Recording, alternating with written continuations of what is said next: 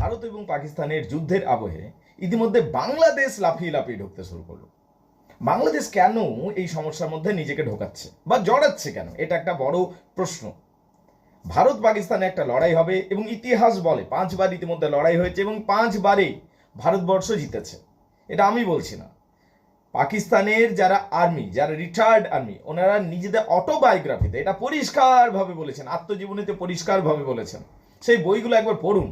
সেই বইয়েতে পরিষ্কারভাবে বলা আছে যে 5বার লড়াই হয়েছে এবং 5বারেই ভারতবর্ষ জিতেছে এবং এই 5বারেই পাকিস্তানেই আক্রমণ করেছে এবং 5বারেই ভারতবর্ষ জিতেছে। এখন এই রকম একটা পাকিস্তানের মতো একটা দেশ যখন হার স্বীকার করছে ভারতবর্ষের কাছে, বাংলাদেশ সে তো কিছুই না, তবু বাংলাদেশ এ কি করছে, ভারতবর্ষের সাথে উঠে পড়ে লাগছে। ভারতবর্ষের সাথে এরা তো 10 মিনিটও টিকতে পারবে না। কারণ ডিফেন্স র্যাঙ্কিং যদি আমরা যাই, হ্যাঁ ফেসবুকে এরা মহাবীর, ফেসবুকে এমন সব হাল্লা করবে যেন এরা মুখে বাঘ মেরে ফেলবে, সেটা ছেড়ে দাও।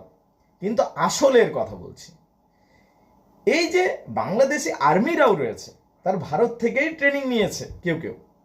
যখন শেখ হাসিনার আমল ছিল, ভারতবর্ষের সেনাবাহিনীর মানুষরা গিয়ে ট্রেনিং দিয়েছে, ভারতবর্ষই দয়া করে কিছু অস্ত্রশস্ত্র দিয়েছে।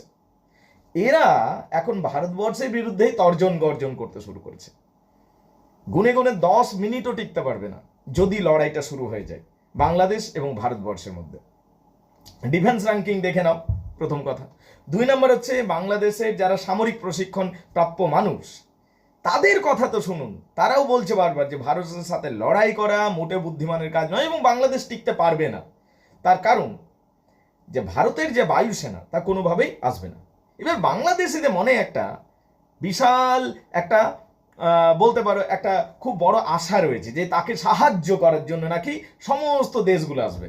পাকিস্তান তো নিজেই ব্যস্ত। পাকিস্তান 3 দিক থেকে এখন যুদ্ধ লড়ছে, একটা আফগানিস্তানের ফ্রন্ট থেকে, একটা বালুচিস্তানের ফ্রন্ট থেকে, একটা ভারতবর্ষের স্থান থেকে চাপ রয়েছে।